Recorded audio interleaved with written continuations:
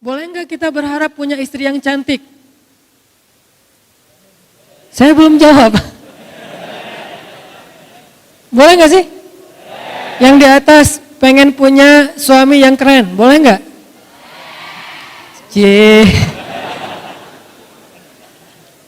Boleh share akun Instagramnya ke belakang? Diedit dulu tapi postingannya. Yang warnanya gelap diterangin ya. Kenapa boleh? Padahal di dalam ayat ini Allah mengatakan zuyyina linnas hubbus syahawati minan nisa. Dijadikan terasa indah di pandangan manusia itu syahawati minan nisa. Syahwat itu bukan cuma cinta ya. Di sini bahasanya terjemahannya halus. Syahwat itu kebutuhan biologis. Sehingga ada yang ngomong gini nih, sering ada di komen, ada di statement di sosmed tuh gini. Nikah mah jangan karena hawa nafsu, tapi karena Allah. Sehingga kalau ada yang nanya ke saya, Ustadz tuh nikah nafsu gak sih? Nafsu, saya bilang. Kalau nggak nafsu gimana caranya? Wah, Ustadz nggak benar, berarti nikahnya nggak ikhlas karena nafsu. Perhatikan firman Allah di surat Al-Mu'minun. Walladzina hum li furujihim hafizun illa ala azwajihim. Orang yang menjaga, kemaluannya kecuali kepada istri-istri mereka. Oh, kalau gitu nikah boleh dong karena hawa nafsu? Boleh banget, memang gitu. Bukankah makna litaskunu ilaiha yang kita singkat dengan istilah sakinah itu adalah laki-laki supaya merasa tentram kepada perempuan? Itu bahasa kiasan. Al-Quran itu punya gaya bahasa kiasan, punya gaya bahasa peribahasa. Al-Quran itu ada.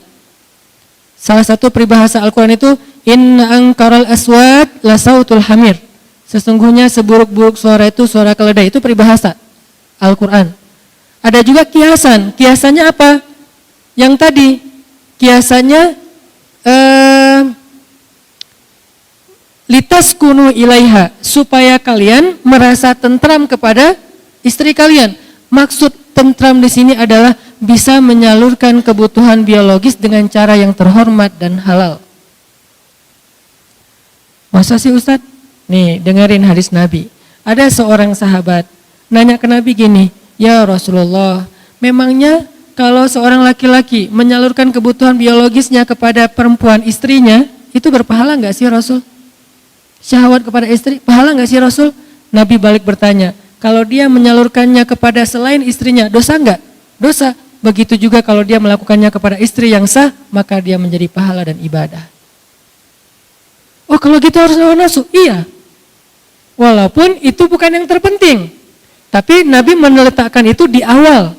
Ketika Nabi mengatakan pilihlah perempuan karena 4 hal. Yang paling depan apa? Fisik kan? Walaupun yang paling utama apa?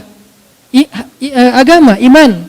Tapi Nabi nggak meletakkan agama di depan, padahal agama paling utama. Kenapa? Nabi itu kalau ngomong yang realistis. Walaupun punya idealisme. Ini lihat gaya bahasa Nabi ini. Kalau kita kan agama. Kata Nabi bukan. Fisik dulu, harta, keturunan, baru agama. Tapi kalau disuruh pilih, agama dulu. Tapi Nabi nyebutnya apa? Fisik dulu kan? Kan kita nggak tahu seseorang itu soleh atau enggak pas kita baru ketemu, baru lihat akunnya ketahuan soleh atau enggak ketahuan. Pasti yang pertama kita lihat hasil editan di ngedit semalaman. Wah, Korea banget nih. Korea yang dikasih hijab gitu ya. Boleh nggak kayak gitu? Boleh. Bukankah sahabat pernah mau menikahi seorang cewek, saking terjaganya dia nggak ngelihat calon istrinya. Nabi nanya, kamu udah ngelihat belum wajahnya? Belum ya Rasulullah. Kalau bahasa kita, enggak ya Rasulullah, sama menjaga pandangan. Kata Nabi, jangan gitu, lihat coba. Nabi kan orangnya realistis. Oh gitu ya Rasul, boleh saya lihat? Boleh. Akhirnya dia stalking. Bahasa sekarang stalking, bahasa hadisnya dia ngintip-ngintip. Kan stalking kan? Dia mengintip-ngintip dari kejauhan mana si cewek lagi keluar dari ruang kuliahnya. Oh itu, Masya Allah, Subhanallah. Saya pikir biasa-biasa aja, ternyata bidadari. Ini artinya dia stalking. Boleh nggak stalking? Boleh, selama postingannya masih aman. Begitu ada yang macam-macam, langsung unfollow. Di blok jangan, kasihan. Unfollow aja, dan jangan unfollow terus ganti akun, lihat pakai akun yang baru, jangan. Biar nggak ketahuan, bikin 2 akun, 1 akun pencitraan, 1 lagi akun stalking. Enggak, bukan pengalaman. Pernah sih. Ini artinya teman-teman, ternyata dalam hadis boleh kita mencintai istri kita karena nafsu, tapi itu kan bukan yang terbesar ya porsinya. Tetap ada porsi itu yang realistis lah. Sampai Nabi mengatakan salah satu di antara perbuatan sia-sia tapi berpahala adalah bercanda gurau dengan keluarga, istri dan anak. Nanti kita akan bahas tentang kata Nabi itu, kullu syai'in laisa lahu min dzikrillah fahuwa lahun. Segala sesuatu yang enggak ada unsur zikir di dalamnya itu sia-sia. Illa arba'u khisal, kecuali 4 perkara. 4 perkara ini enggak ada zikir, enggak apa-apa.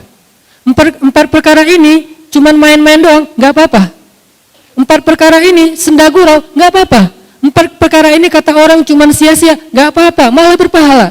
Ada gitu Ustadz yang sia-sia berpahala? Ada, saya emang cari yang kayak gitu-gitu. Ini angle yang jarang dibahas tentang Islam, biar kita tahu salah satu prinsip Islam itu teman-teman apa? Ayat yuridullahu bikumul yusra wa la yuridu bikumul usra. Ma anzalna alaikal qur'ana litashqa. Itu prinsip Islam. Allah pengen memudahkan kalian, Allah tuh gak pengen nyusahin kalian. Di surat Thaha, tidaklah kami menurunkan Al-Quran untuk hanya ngebebanin kamu Muhammad. Enggak, Al-Quran itu tidak diturunkan sebagai beban. Syariat itu bukan sesuatu yang ribet. Justru Islam itu yusr, kemudahan. Salah satu bukti bahwa Islam itu mudah, nikah. Itu bukti banget tuh. Nikah susah atau mudah? Mudah. Yang mempersulit nikah itu calon mertua berkumis tebal. Kalau syariat Allah mah gampang nikah itu, coba bayangin, cuman akad doang kan? Saya terima nikah fulanah binti fulan dengan mahar sekian-sekian.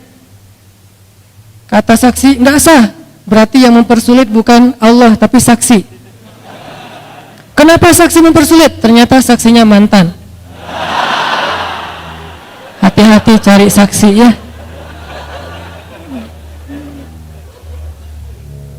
Udah akad benar? Enggak. Oh, ulangi lagi. Sah saksi? Belum. Seharian enggak bakalan sah kalau saksinya adalah M bintang-bintang. Cari saksi itu yang netral, yang udah move on. Ustadz, insya Allah ya. Nih teman-teman, artinya akad nikah itu sederhana loh. Kalau kita nggak bisa akad dengan bahasa Arab, maka kita bisa pakai bahasa Indonesia.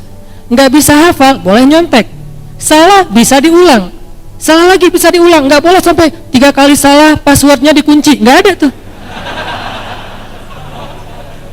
Kan kalau akun yang lain 3 kali salah masukin password nggak bisa lagi ya. Kita harus detek lagi tanggal lahir, nama ibu, permainan yang disukai waktu kecil, segala macam. Kalau lupa gimana? Itu sulitnya birokrasi manusia. Kalau Allah mah asik-asik aja. Salah, ya udah nggak apa-apa, ulang. Seharian diulang, Allah tungguin. Begitu benar sekali, sah, Allah bahagia. Malaikat bahagia, ngedoain kita tuh malaikat tuh. Sebetulnya nikah itu sederhana, cuman kayak gitu doang, mengubah status orang yang tadinya sentuhan aja nggak boleh, sekarang sentuhan jadi berpahala.